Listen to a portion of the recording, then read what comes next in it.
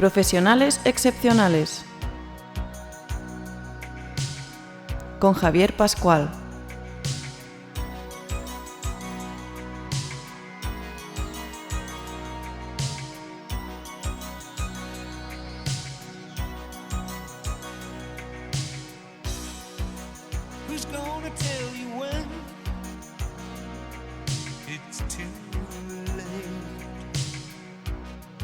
Con el patrocinio de la Fundación para el Fomento de la Innovación Industrial.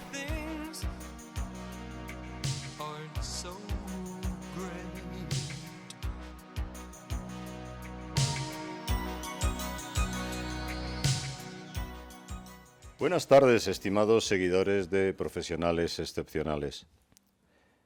En este programa hemos comentado muchas veces la importancia que tiene para el desarrollo tecnológico de un país la correcta integración de la universidad y la enseñanza superior con el mundo empresarial.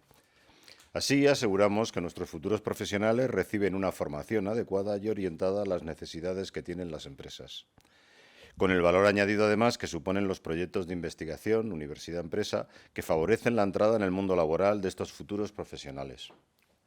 Hace tiempo ya que la universidad trabaja en este sentido y que la regulación las permite realizar además trabajos para la empresa, favoreciendo esta integración. Pero en concreto, la Universidad Politécnica de Madrid y la Escuela Técnica Superior de Ingenieros Industriales ha sido muy pionera en este sentido y ya en 1949 creó el Laboratorio Central Oficial de Electrotecnia, posterior al de Verificaciones Eléctricas, que ya en 1943 empezó a funcionar. Hace ya, hoy, 75 años este año, que se puso en marcha el laboratorio.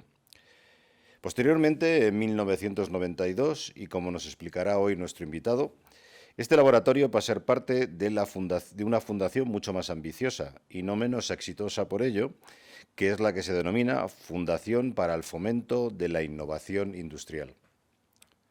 Para hablarnos de todo ello, hemos invitado hoy a su director adjunto, Manuel Valcárcel, al que tengo aquí a mi izquierda. Él es doctor ingeniero industrial y máster en calidad total por la Universidad Politécnica de Madrid. Tiene además el European Master Degree in Quality of Complex Integrated Systems. Y es asimismo máster en administración y director de fundaciones por la Universidad Autónoma de Madrid y tiene grado en Derecho por la UNED. Él se incorporó al LECOE en 1983 como becario y luego como responsable de la sección de estudios de redes eléctricas. Y en 2016 pasó a ser el director del LECOE y desde 2020 es director adjunto de la propia fundación, en la que está integrada, por supuesto, el instituto, el laboratorio, el LECOA, que engloba al instituto.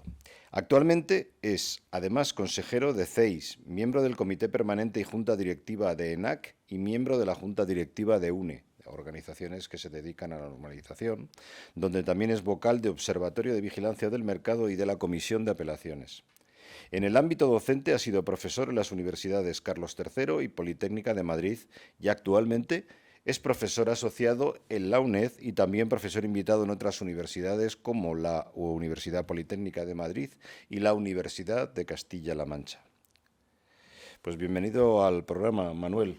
Muchas gracias por estar aquí y sobre todo por traernos esa novedad, ¿no?, de la fundación y la celebración que tenéis ahora concreto del laboratorio, que en otro caso tendremos también, en otro programa tendremos también la ocasión de hacer foco. Así que muchas gracias y bienvenido al programa y a la radio que es el tuyo. Muy bien, muchas gracias. La verdad que es un placer estar aquí y poder hablar de estas cosas, porque además, efectivamente, entidades como la nuestra, como decías al principio, que están un poco a caballo en la universidad, pero también están dando servicios a las empresas, pues probablemente no sean todo lo conocidas que podrían llegar a ser.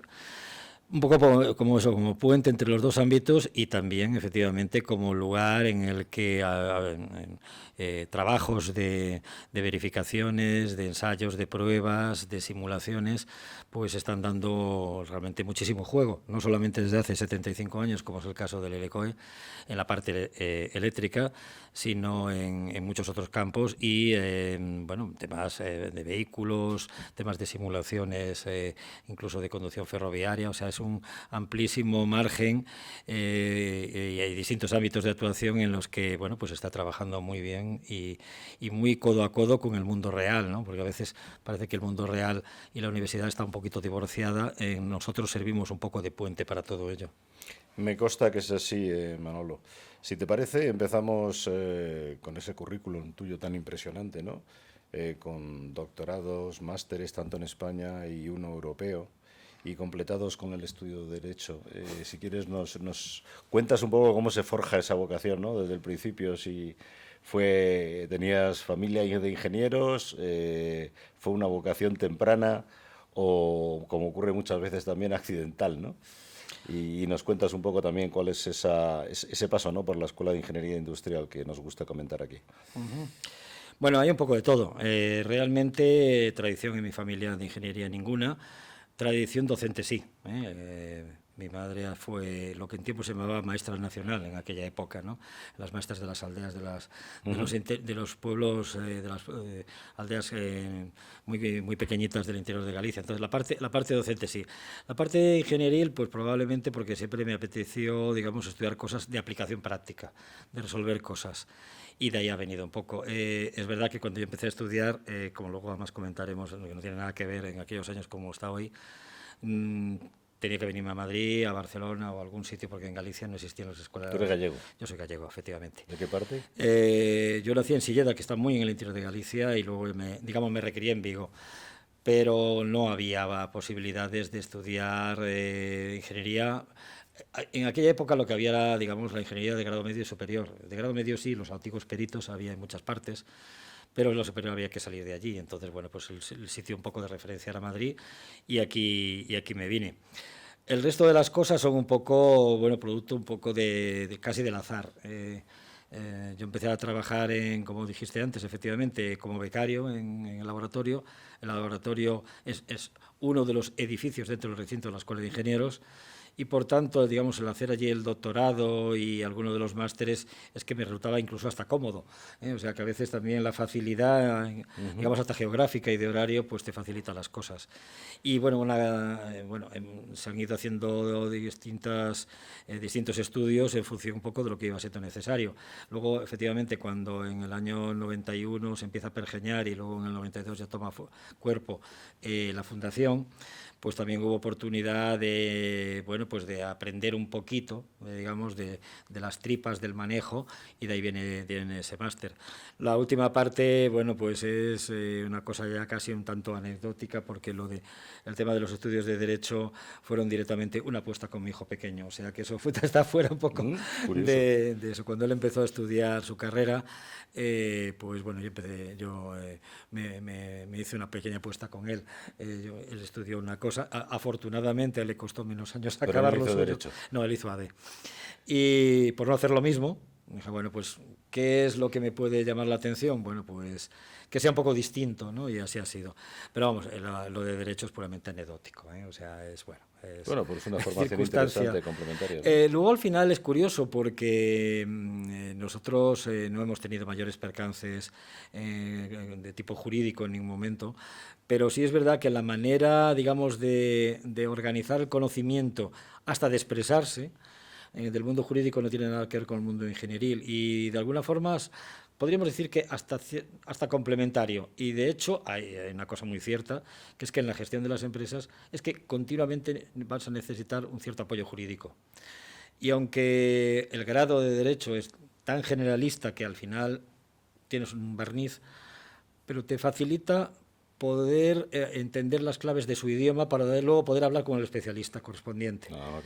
Y entonces te da, digamos, un poco las pautas generales. El conocimiento lo da el especialista en cada caso. Sí, pero tienes que entender, yo creo que hay dos cosas complementarias para un ingeniero que es gestor, que es la parte económica, evidentemente, sí, y contabilidad, y la parte, evidentemente, de Derecho, porque al final, aunque vayas a tirar de los especialistas, porque cada tema es un mundo, sí, pero tienes que saber de lo que estás hablando, ¿no? Sí, por lo menos intentar hablar el mismo idioma o parecido, porque es que si no, el problema es no entenderse, y si no, pues no hacemos nada.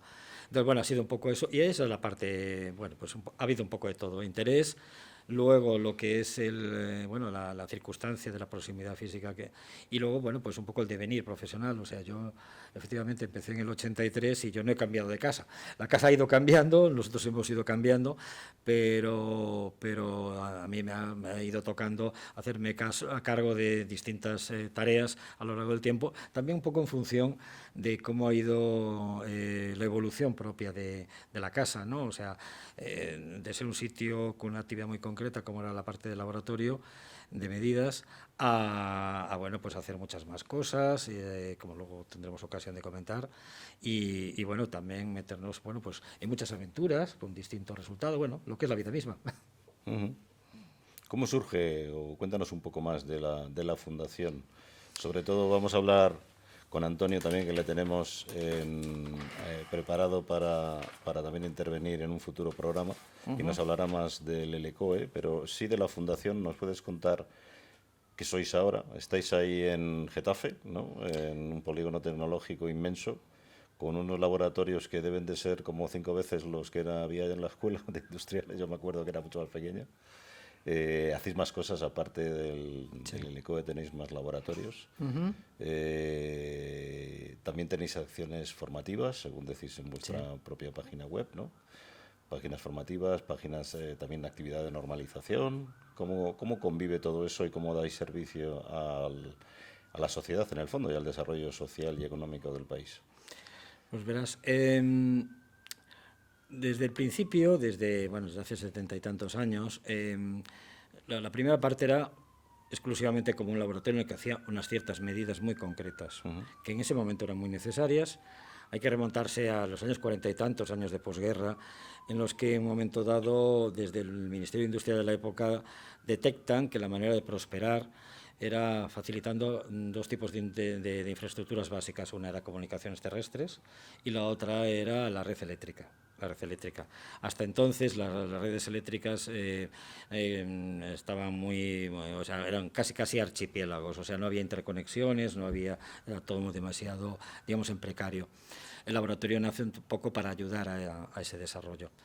Pasan los años efectivamente y llega un momento dado en que ya empezamos a tener un tamaño en el que exige en la práctica, para hacer muchas cosas que queríamos hacer, una estructura, digamos, legal diferente, una estructura legal acorde con los tiempos. Entonces, al final de los 80 ya se dieron muchas vueltas y fue precisamente eso, entre el 91 y 92, en el que se decidió la forma de fundación. Las fundaciones, que suelen ser entidades que mucha gente no conoce, porque se conocen las que son más asistenciales, las que son voluntad de una persona que dona un capital para hacer cosas. Este tipo de fundaciones como la nuestra es una fundación que tiene el mismo espíritu, quiere decirse, hay un organismo, persona o organismo fundador que establece los fines para los que hace ello, le dota un capital y unas reglas de juego, con una gran diferencia con respecto a cualquier otro tipo de entidad, que es que es sin ánimo de lucro. El sin ánimo de lucro lo que quiere decir es que ese capital que se da al principio, porque todo necesita un capital inicial, absolutamente. Esto fue la Universidad Politécnica, ¿no? A través exacto. Digamos, lo que no tiene es unos dividendos, unos resultados económicos que luego repartir a los accionistas, porque no hay accionistas. Y eso es sin ánimo de lucro. Lo cual no quiere decir que no tenga ánimo de beneficio. O sea, estamos nosotros, nuestro movimiento económico se cubre con lo que facturamos. O sea, en ese sentido somos una empresa de servicios, si se quiere decir. ¿Cuánto facturáis, si lo tienes en mente? En este momento estamos más o menos en el orden de 20 millones año y somos unas 240 personas full time. Independientemente de otros colaboradores. Ya es una cosa bastante potente, sí. Y, como digo, lo que no hay es unos accionistas a los que están esperando un dividendo. Porque vendéis servicios, perdona que te interrumpa. Es servicio. Servicios, ¿sí? De hecho, nuestra estructura de gastos, al casi 70% de los gastos es gastos de personal. Luego hay amortización de equipos y demás, pero claro, no hay materia prima con la que luego fabricar nada, como el que dice, porque somos servicio, como dices. Entonces, en ese momento, dentro de las alternativas a entidades sin ánimo de lucro, era la que mejor encaja. La otra alternativa es ser asociación de empresas, que es otro modelo que funciona mucho también en estos ámbitos, como por ejemplo la propia entidad de normalización, UNE, es una asociación de empresas. Aquí se decidió, yo creo que de manera muy acertada, la forma de fundación, porque es la que mejor, siendo sin ánimo de lucro, como digo, es la que mejor persevera los fines fundacionales del principio, la que tiene, digamos, una línea de actuación que está menos al margen de los cambios y, por tanto, es más duradera en ese sentido. Y bueno, al principio nuestro patronato, que es el órgano rector máximo, es el equivalente al Consejo de Administración, a fin de cuentas, pues estuvieron el Ministerio de Industria, la propia Universidad Politécnica, la escuela, y desde hace ya unos cuantos años, como somos absolutamente privados, están cargos de la escuela y una serie de profesionales a título personal, de tal manera que bueno, pues ahí de alguna manera se está recogiendo el espíritu de lo que se necesita hacer, manteniendo un poco la línea de los fines de la Fundación, que no es ni más ni menos que ayudar también a la Escuela de Ingenieros. O sea, una parte de nuestros beneficios van a apoyar actividades de la escuela que de otra manera pues no tiene presupuesto, porque la escuela, lógicamente, el fin de la escuela es generar titulados. Entonces, para otras cosas que proyectos de investigación, una serie de cosas, pues y otra serie de actividades, esta financiación... Pero pues, corrígeme si me equivoco, también los laboratorios de la escuela también pueden hacer trabajos, ¿no? Con la nueva legislación, ¿no? Ya desde hace unos años, ¿no? Efectivamente, bueno, es que realmente la Escuela de Ingenieros Industriales es una escuela muy singular. Es muy anterior a la Universidad Politécnica. La Escuela de Ingenieros Industriales es más que centenaria y la universidad tiene más, desde el año 70 y poco, que se creó a posteriori. Y la Escuela de Ingenieros siempre tuvo vocación a la industria, por eso decir, siempre tenía una pata en el mundo real, por decirlo de una manera, para entendernos bien. Muchísimos profesores y grupos hacían muy diferente tipo de actividades, desde peritaciones hasta bueno, pues medidas, ensayos, en aquella época no se decía simulaciones, pero para entendernos, de todo tipo. Hay que pensar también que la Escuela de Ingenieros tiene muchas especialidades y muy variadas. Hay desde especialistas en el mundo químico al mundo, digamos, eléctrico, mecánico, en fin. Entonces, de materiales. ¿Nuclear? Nuclear, por supuesto, evidentemente. Y entonces todas las personas en un momento dado que, bueno, pues podían y querían, digamos, tener que ver con el mundo privado y interactuar para proyectos de desarrollo o de investigación, o directamente verificar el cumplimiento de algo, pues existía, digamos, lo que en tiempos era el patronato de los laboratorios industriales de la escuela, que era la primera entidad, la del año 40 y tantos, que se quedó un poco coja, digamos, o un poco escasa de cobertura legal, y es lo que ahora es la Fundación. Entonces, la Fundación abarca lo que es el Laboratorio Central, la Oficial de Electrotecnia y otra serie de laboratorios, y es un poco pues la que aglutina pues los ¿Qué laboratorios tenéis? ¿Cuántos sois? En este momento, comunidades propias grandes hay dos más, y comunidades, digamos, de menor tamaño actual, porque varía mucho también con los años, pues son otros 6 más, ¿no? Y luego a título individual, los profesores de la escuela también pueden actuar de esta manera, igual que tienen otros cauces para poder actuar, ¿no? Pero es un poco la voluntad, no solamente es el instrumento, sino que la voluntad también de la escuela y de los profesores de la escuela es muy de estar en el mundo real. Y por tanto, bueno, pues cuando una empresa viene con un problema concreto, es un problema concreto, no es un ejercicio teórico ni es un problema de examen, es una cosa a resolver. Y ahí, bueno, pues el auxilio de la escuela en general es muy amplio, ¿no? Evidentemente. ¿Hay involucración también tenéis becarios, alumnado, se forma gente? También ¿Actividades de formación? Sí, lo que pasa es que la formación que se hace desde la Fundación suele ser más es una formación, digamos, más puntual, más, digamos, de las novedades para la gente que ya está en curso. O sea, no es tanto formar a recién egresados, ni siquiera es formación reglada, sino más es por las novedades reglamentarias. Hay una cosa que también hacemos mucho desde la Fundación, que es colaborar mucho con la Administración, con el Ministerio de Industria, en el caso de aquí también con la Comunidad de Madrid, por supuesto, y ahí hay, digamos, muchos trabajos de soporte, digamos, como consultores técnicos en el ámbito en los que más conocemos y, bueno, pues las novedades legislativas y también normativas intentamos, bueno, pues ayudar con el conocimiento técnico. Lógicamente, quien tiene la responsabilidad de la norma no somos nosotros, pero muchas veces nos consultan porque, claro, novedades que se pretenden de alguna forma normalizar, pues la redacción y los requisitos de esa normalización tienen que ser técnicamente congruentes, tienen que tener detrás, digamos, un apoyo para que sean técnicamente realizables y no solamente, digamos, ideas y deseos, ¿no? Y en ese sentido de consultores técnicos sí que estamos, bueno, pues trabajando regularmente. Ya tenéis representación, ¿no? Según me comentabas, ¿no? En todos los estamentos como UNE, IEC, CIGRE, CNLE, CENAC. Sí, ahí en los ámbitos más fuertes de trabajo de la Fundación y tradicionalmente del ELECOE son los ámbitos electrotécnicos, básicamente, y también de automóvil, pero sobre todo electrotécnico en el sentido más amplio de la palabra.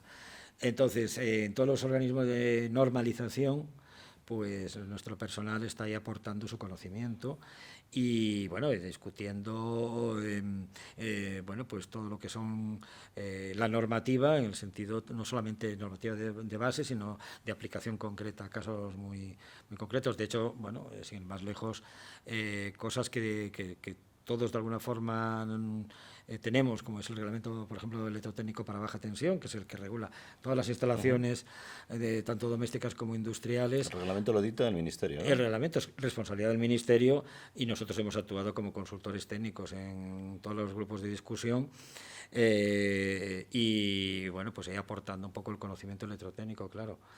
Por ponerte un caso, pero vamos, hay muchos más casos. En lo que es la propia normalización, que no es la parte del reglamento, sino la parte de normalización, en UNE estamos si no recuerdo mal, estamos en 4 o 5 comités de normalización en los que efectivamente pues, se discuten las normas y a nivel internacional también en temas de alta tensión. Bueno, en lo eléctrico es, digamos, el campo de más desarrollo en lo que tiene que ver con normalización. Luego, otra de las cosas que has citado, que es el mundo de la acreditación, ahora hay una palabra que está muy de moda, que es el transmitir confianza. Y claro, yo muchas veces digo que la confianza se transmite desde la desconfianza, aunque sea una especie de juego de palabras. O sea, uno transmite confianza porque a su vez a uno le han examinado y ha superado el examen. Entonces, claro, uno puede decir, confía en mí, le dices a los clientes, confía en mí porque yo ya he demostrado a alguien que sé hacer las cosas que tengo que hacer. Y entonces, como ese examinador me ha dado el ok, pues entonces tú puedes confiar en que lo que yo hago lo hago bien, y eso es la acreditación, ni más ni menos. Entonces, esos exámenes a los que nos somete periódicamente la entidad de acreditación, que es ENAC, pues bueno, tiene sus órganos de gobierno y tiene ¿ENAC a quién pertenece? Es una asociación en la que, a su vez, todos sus clientes, que somos los laboratorios y todas las entidades de las ITVs, o sea, todos los elementos y todo el tipo de entidades que intervienen haciendo inspecciones, haciendo ensayos, haciendo certificaciones, son socios de esa asociación. Entonces, la fórmula esa que tú decías que es la otra fórmula, la de asociación. Vale. Y bueno, pues tiene su asamblea general, junta directiva, comisión permanente, todo ese tipo de órganos. Y se encarga de auditaros a cada uno de los miembros. Y su función es examinarnos. Yo lo pongo en términos para que nos entendamos todos, porque exámenes hemos hecho todos y un examen es un examen, o sea, eso está claro. Aquí tiene una palabra más bonita que examen, que es la de evaluación, acreditación, pero en el fondo es eso. Y entonces, bueno, cada tipo de actividad tiene unas reglas de juego, te vienen a examinar con esas reglas de juego y efectivamente si lo superas, pues tú entonces a tus clientes le dices, yo he demostrado que mido bien. Esa es la confianza que das a tus clientes, ¿no? Y bueno, ahí estamos participando. Luego también en la parte, todo esto se engloba en una tipo de actividad genérica que es, en nuestro argot, denominamos evaluación de la conformidad. Es una frase que engloba a todas las entidades que hacemos algún tipo de verificación, bien sea cuando haces un ensayo, cuando haces una prueba, cuando haces una medida, cuando haces una inspección, por ejemplo, cuando vienen a tu casa a mirar si el ascensor funciona, eso es una inspección, cuando llevas el coche a la ITV, eso es una inspección, bien sea una certificación, cuando veis por ahí los sellos de ISO 9000 de las empresas, pues todos distintos tipos de, digamos, de actividades, ensayos, inspecciones, certificaciones y demás, en el fondo obedecen a la denominación genérica de evaluación de la conformidad, que es evaluar si algo es conforme. Y ellos pues son los que nos examinan. Entonces un poco descansa en el examinador, que a su vez es examinado. Entonces una cadena continua, ¿verdad?, de enlaces para en el fondo transmitir confianza a los clientes, ni más ni menos. No, y esa es un poco la cadena. ¿Quiénes son vuestros competidores? Pues tenemos sí, bueno, ya quisiéramos, viviríamos probablemente más cómodos si tuviéramos menos competencia, pero también nos hace estar vivos. Tenemos competencia en el mundo electrotécnico, sin ir más lejos, pues la entidad más conocida y más grande es Tecnalia. Tecnalia también es una fundación.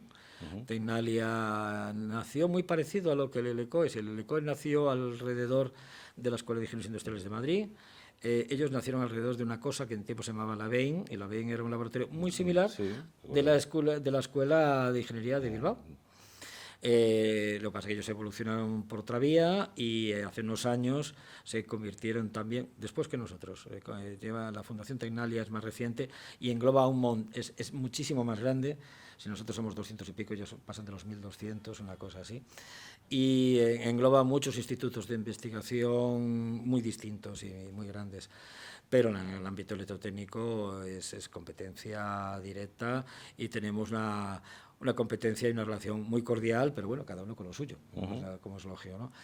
Nos ayuda también a estar vivos, o sea, lo que se vuelve un poco de incómodo también se traslada un poco a la necesidad de estar atento al mundo, ¿no? Te cito Tecnalia por citar uno muy grande quizás, ¿no? Pero luego hay alrededor de otras escuelas de ingenieros han ido naciendo otras cosas parecidas, alrededor de la Escuela de Zaragoza, de la Escuela de Valencia también hay varias de estas, en el ámbito electrotécnico, ¿no? Y en el ámbito de vehículos sí que también tenemos competencia, muy fuerte además, pero estos son, digamos, más hechos a propósito del caso, no tanto bebiendo de otros, ¿no? Pero sí tenemos, efectivamente. Lo que pasa es que, bueno, pues cada uno aquí, como es la libre competencia, cada uno juega un poco con sus herramientas y con su forma de trabajar y, bueno, afortunadamente hay espacio para todos y, bueno, coexistimos de manera muy cordial, sin más, ¿no? Bien. ¿Es necesario que sean organizaciones sin ánimo de lucro? ¿O pueden ser empresas privadas? No es necesario, evidentemente, y de hecho la mayor parte de la competencia en el mundo de vehículos son privadas, 100% privadas. En el mundo electrotécnico, sin embargo, casi todos han ido al otro modelo, a de ánimo sin el lucro. Pero no necesariamente, o sea, no interviene la forma societaria realmente. Yo supongo que la parte electrotécnica tiene más que ver con la tradición y de las personas, porque en el fondo las empresas, como todas las entidades, son las personas que la forman, no hay otra. Y sin embargo, en el mundo de vehículos, sobre todo nuestro competidor principal, pues viene, digamos, de otro ámbito y viene de un ámbito más estrictamente privado, aunque también tiene que ver algo con la parte pública, pero bueno, viene más del mundo privado. Probablemente, bueno, son las circunstancias, ¿no? O sea, no veo necesariamente causa-efecto en la naturaleza de la empresa y el ámbito en el que trabajan. Yo creo que son cosas que, bueno, han venido siendo así y ya está, sin más, ¿no? Entiendo que también os certificáis en todo lo que es normativa de calidad, las ISO 9000 y sí, las nuevas 47000 y todas estas, ¿no? Porque ese es el paraguas al final de lo que es toda la gestión, ¿no?, de vuestro instituto, claro, vuestra fundación. Efectivamente, ahí lo que pasa es que... ¿Eso lo hacéis también a través de quien tú comentabas, o audita ENOR? O, sí, es un poco complicadillo. Vamos a ver, el mundo de laboratorios y el mundo de entidades de inspección, digamos, los estándares de calidad los examina directamente ENAC. Y entonces te da el sello, no te da el sello, si pasas el examen, como ya hemos comentado. El mundo de ISO 9000 y 14.000 en medio ambiente y las 45.000 en prevención de riesgos laborales y ahora todo lo que está viniendo de compliance y de buen gobierno y de un montón de otras cuestiones, ahí son entidades de certificación, bien sean AENOR, Bureau Veritas, TIF, bueno, un montón, que a su vez están acreditadas por ENAC. Entonces nosotros en la fundación, Dependiendo del ámbito, tenemos distintos sellos. Entonces, en el ámbito estrictamente de ensayos, tenemos las acreditaciones de NAC. En el ámbito, digamos, de otras tareas de gestión y de I+D y demás, pues tenemos ISO 9000 certificado. También, más recientemente, temas de medio ambiente en 14001, en riesgos laborales, y estamos implantando todos los temas de responsabilidad social corporativa, compliance y demás, pues muy poco a poco, pero vamos, en la línea... Porque estáis obligados, lógicamente, para poder trabajar. En algunas cosas estamos obligados, en otras estamos empujados, en otras estamos sugeridos, en otras, bueno, el mundo va hacia ahí. Entonces, es lógico. Es verdad que algunas empresas muy grandes te ponen condiciones sine qua non. Entonces, cuando es así, pues está claro que es una obligación. En el mundo de ensayos, desde luego, no cabe otra más, en el mundo de ensayos y calibraciones, no cabe otra más que tener la acreditación ENAC.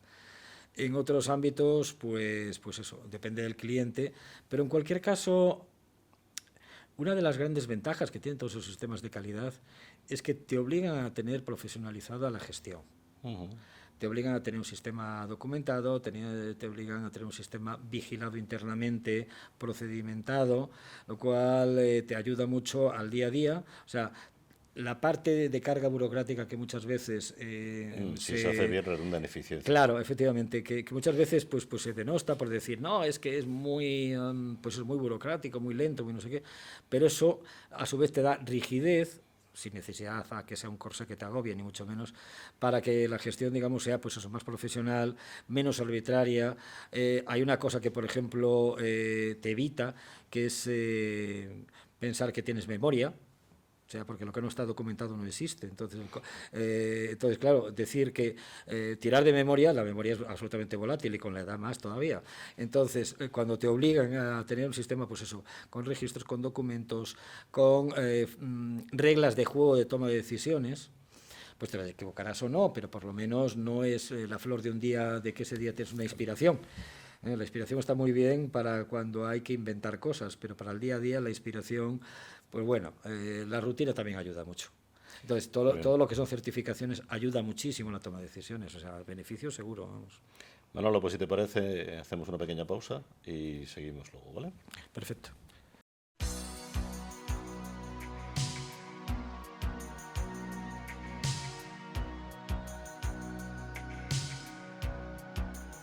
De la vanguardia tecnológica a tus oídos.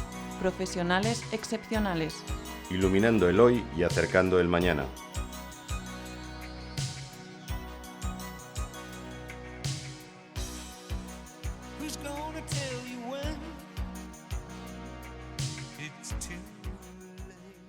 Manolo, seguimos entonces hablando de vuestra fundación, si te parece, y de esa identidad que tenéis, ¿no?, de independencia, si quieres matizarnos algo más. Sí, efectivamente. Dentro de lo que comentábamos antes de cómo hemos llegado a esa forma societaria, por llamarlo de alguna manera, a esa forma legal, efectivamente una de las cosas que además en su momento pues también fue muy importante y bueno, y sigue siendo muy importante para nosotros en esa generación de confianza a clientes es exactamente la independencia. Hay una de las cosas que también forma parte, digamos, de la acreditación o del examen para estar acreditados, que es demostrar que somos independientes, que guardamos confidencialidad, que además tenemos un trato completamente uniforme a los clientes, o sea que no hay ahí trato de favor hacia nadie ni nada por el estilo.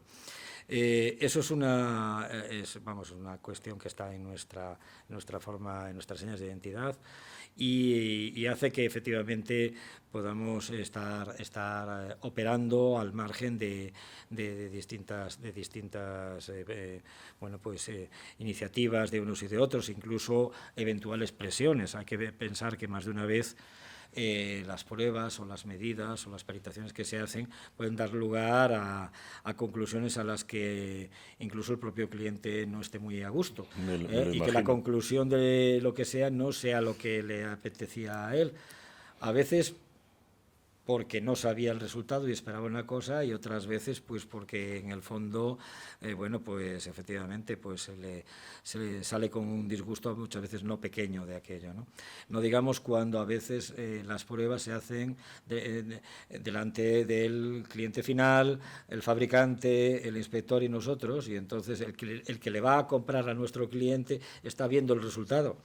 Y claro, pues a veces el contrato o lo que sea, pues son cantidades serias, pues bueno, pues claro, algunos nervios hay y, bueno, pues lógicamente nosotros estamos un poco no completamente al margen de esas presiones.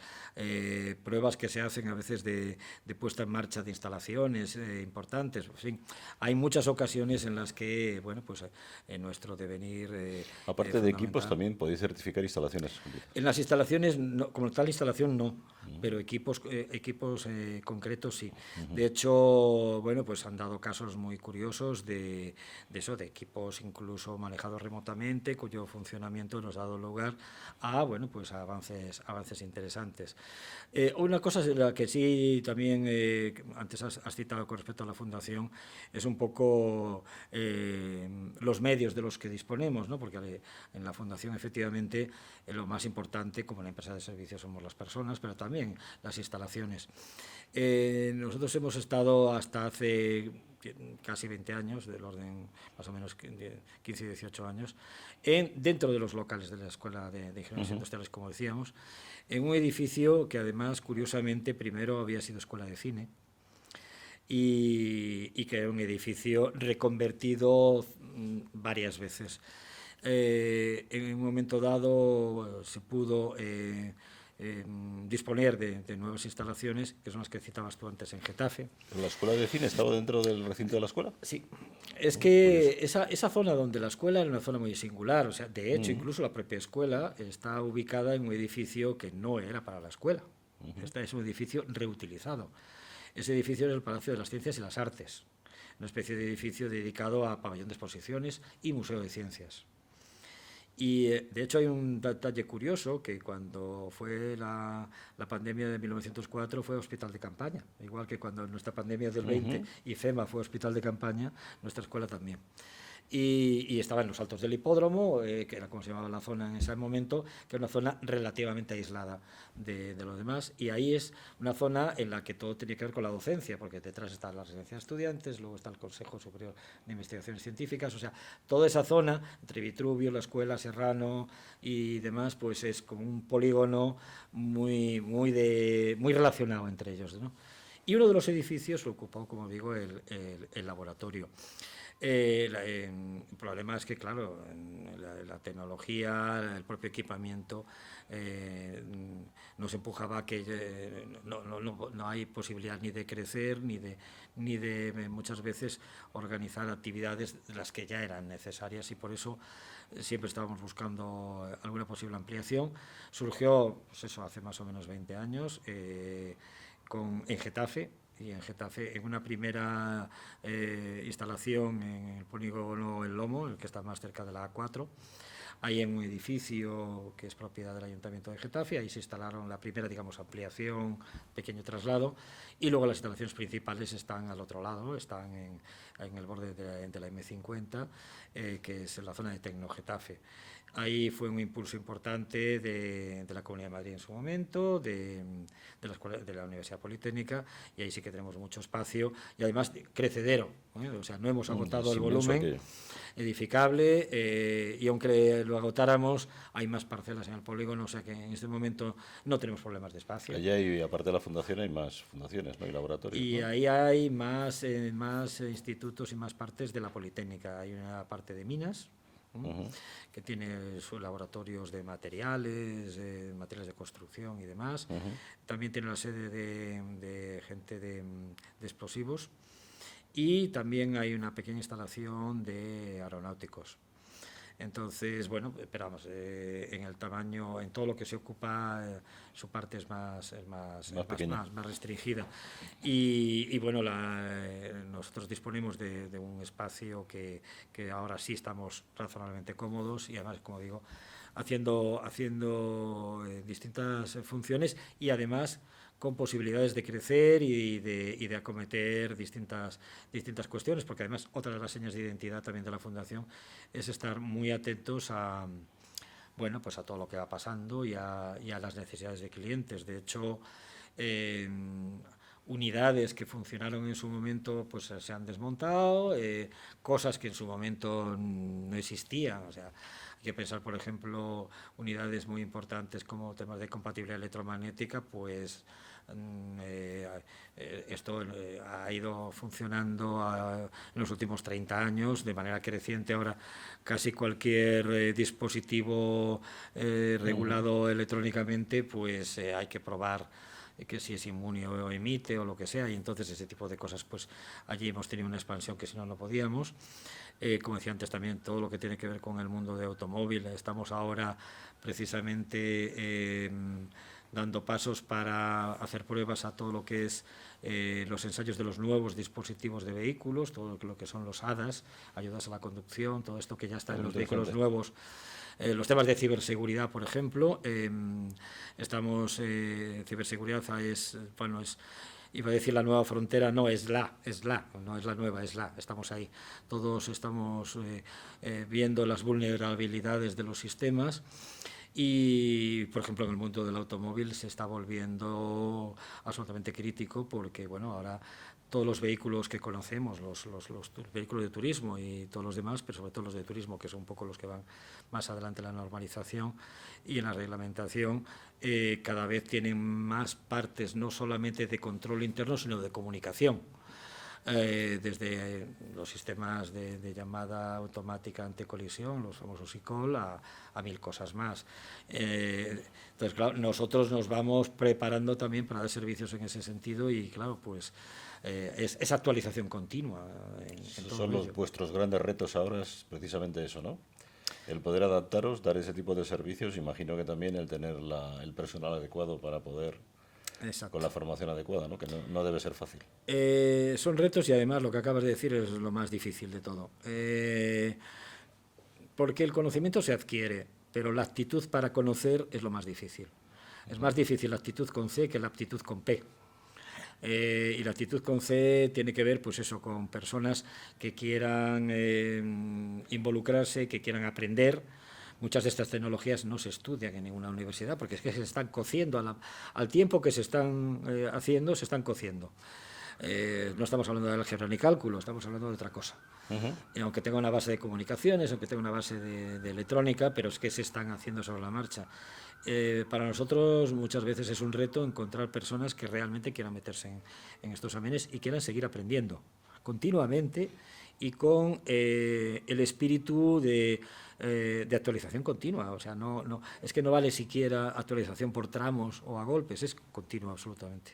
Porque la tecnología nos va arrollando a todos, o sea, los avances están ahí y bueno, nuestro papel como evaluadores de que esos dispositivos, esos avances, bueno, pues cumplen unas reglas de juego, porque la normalización a fin de cuentas no es más que tener unas reglas de juego comunes. Y claro, alguien tiene que ver, hay que comprobar que realmente esas reglas de juego se cumplen o no. Y entonces ese papel que tenemos nosotros pues básicamente se nutre con conocimiento y a su vez se nutre con personas con ganas. Hablemos, si te parece, en esta última parte que nos queda de la formación, que la has tocado tú ahora mismo de refilón, que es otra de tus pasiones. Tú eres profesor, has dado clase en diversas universidades y estabas comentando ahora precisamente el gran problema que tenemos, ¿no? De la falta de profesionales en ciertas materias que son críticas para el desarrollo del país, ¿no? Y para el desarrollo de la sociedad, el desarrollo económico. Sí. ¿Cómo ves tú la formación? Si quieres también nos puedes comentar también cómo ves la formación de ingeniero, qué es lo que habría que hacer o qué es lo que se está haciendo mejor y peor. Pues la verdad es que es peliaguda la respuesta. Es peliaguda porque... ¿Tenemos que ir a educaciones más livianas y más prácticas? No, ¿O eso iría en contra del espíritu que siempre se ha hablado de nuestra querida escuela? Que tenemos que estar preparados para cualquier eventualidad. Yo soy más de, probablemente por edad, pero por convencimiento, yo soy más de los que acabas de decir. Yo creo que hay que tener una base. Si no tienes una base no te puedes adaptar a los cambios y los cambios son continuos. Si tú te haces muy especialista en una cosa, si esa cosa se muere, estás muerto. También ser un ingeniero enciclopédico que sepa de todo, aparte que es imposible. Hoy en día es imposible. Pues a lo mejor te dedicas más tiempo a la base y no acabas de aterrizar. Entonces es un compromiso entre las dos cosas. Yo estuve, la verdad es que el tema de la enseñanza, efectivamente, como has dicho, siempre me ha apasionado. Y la verdad es que estos últimos años han pasado cosas muy curiosas. Si hacemos una mínima estadística, es curioso. El mundo de la universidad, por ejemplo. En los últimos 30 años, el número de universidades públicas ha multiplicado por 1,5, o sea, ha subido un 50%. Bueno, hay mucha cuestión política, bueno, en fin, todas las capitales de provincia tienen colegio universitario, bueno, bien, vale, de distintas titulaciones. Pero es que las privadas se han multiplicado por 9 en 30 años, las privadas, que es una cosa muy llamativa. En las privadas hay pues de todo tipo. En nuestra época, en el mundo ingenieril, pues estaba el ICAI y para de contar. Ahora multiplicamos por 9. Pero es que en la Comunidad de Madrid, ingeniería industrial se puede estudiar directamente en 6 universidades, 4 privadas y 2 públicas, Carlos III y Politécnica, pero 4 privadas, o sea, se ha multiplicado en los últimos 30 años por 3. Quiero decir que la oferta formativa ha explosionado de una manera muy, muy importante. Pero luego hay una estadística contradictoria, que es el número de personas matriculadas en carreras técnicas. Ha bajado, menos en industriales. O sea, en todas las demás ingenierías, en ciencias en general, si la universidad en los números totales de matriculados está en ligera recesión, las carreras STEM que le llaman, o sea, las ciencias, ingeniería en su conjunto, ha bajado el número, llevaba muchos años bajando paulatinamente, salvo en ingeniería industrial.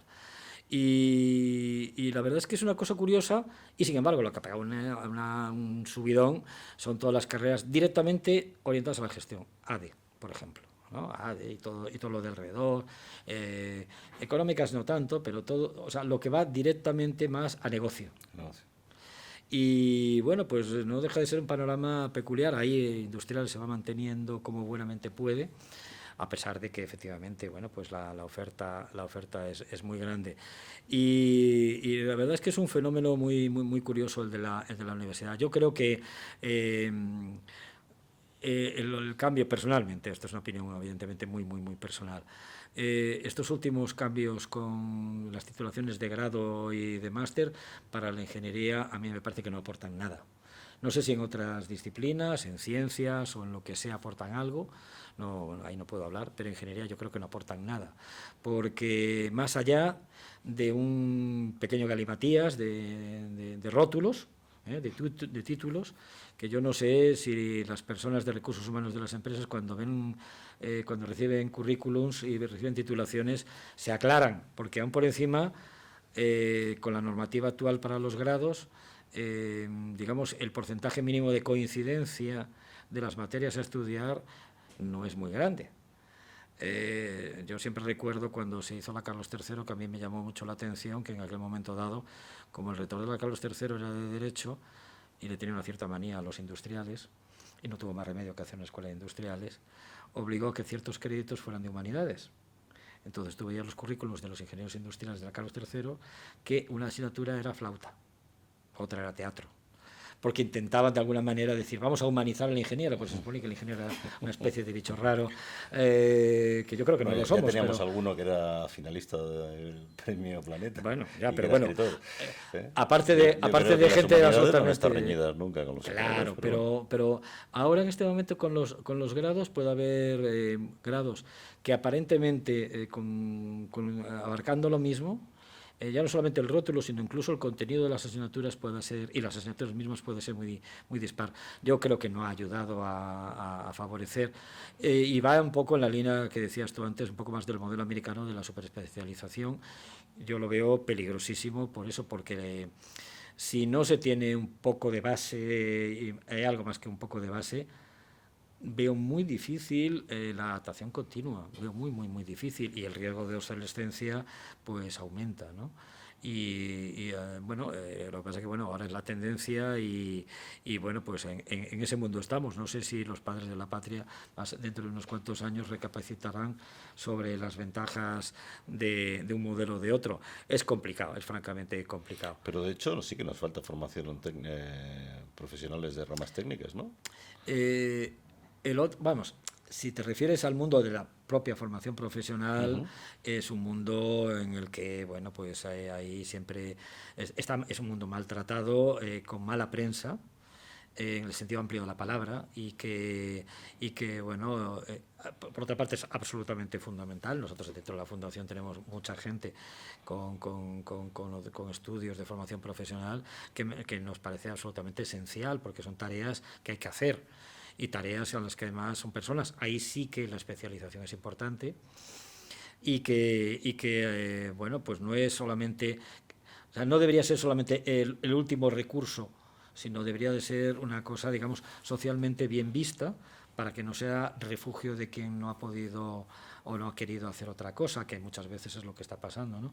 A mí me parece que la formación profesional debería de dársele, digamos, no solamente más medios, sino también más proyección social, para que las familias, cuando está uno en una edad magma en la que no sabe muy bien para dónde tirar, vean como una alternativa perfectamente, no solamente posible, sino muy interesante, porque bueno, pues es una actividad en la que con menos tiempo académico uno ya está haciendo cosas, es otro tipo de... Bueno, yo veo también otro problema que supongo que ves tú, y es que hay una variedad inmensa de titulaciones.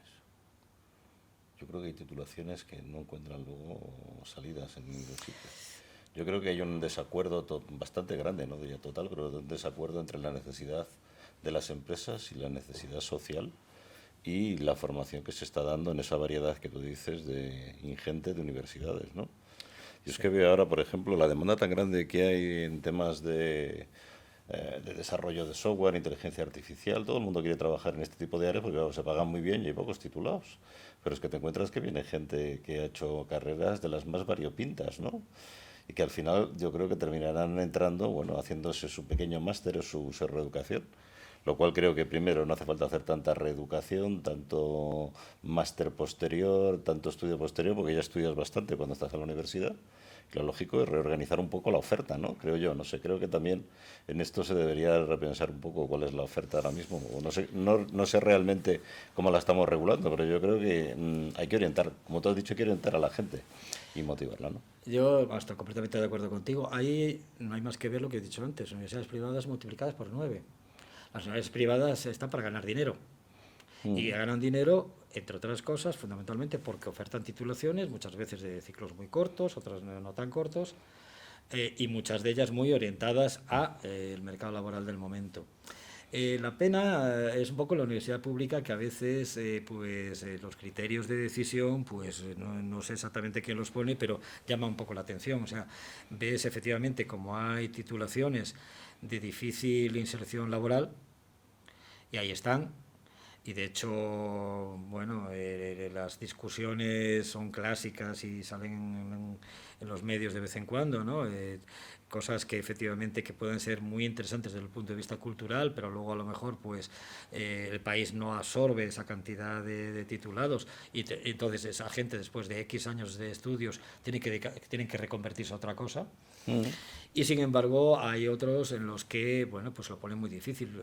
Yo últimamente pongo el caso de medicina, por ejemplo, en el que buena parte de la salida profesional es salida regulada, porque son hospitales públicos y demás, en los que entiendo que no es tan complicado calcular el relevo generacional y por tanto prever quién tiene que suplir a la gente que se va jubilando, y sin embargo la oferta de plazas en las escuelas de medicina pública pues es escasa y da lugar a notas de corte imposibles y cosas un poco difíciles.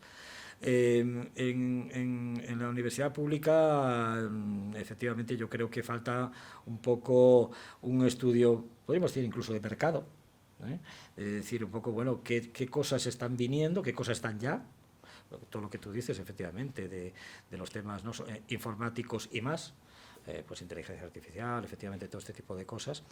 De hecho, por ejemplo, hay un caso muy peculiar. Cuando estalló el Big Data, todas las cosas de Big Data, que ya llevan varios años. De pronto había titulaciones en las que los titulados no sabían a qué dedicarse, como son, por ejemplo, el doble grado de matemáticas puras, como es doble, bueno, hay un grado por ahí muy especialista de matemáticas, en las que realmente su única salida era la docencia, y que están rifadísimos, porque ha surgido todo el mundo de Big Data, y entonces ellos, como creadores de algoritmos del no sé qué, pues están ahí metidos de hocicoz. Es un problema muy serio, porque además son recursos públicos, es jugar con o gestionar con las expectativas de mucha gente, Por supuesto. y luego, bueno, pues lo que ya sabemos todos, cuando luego la gente además en muchas ocasiones tiene luego que irse fuera y se beneficia en otros países de la formación de aquí, pero bueno, es un problema muy político. Muy bien, Manolo, pues hemos agotado nuestro tiempo de hoy.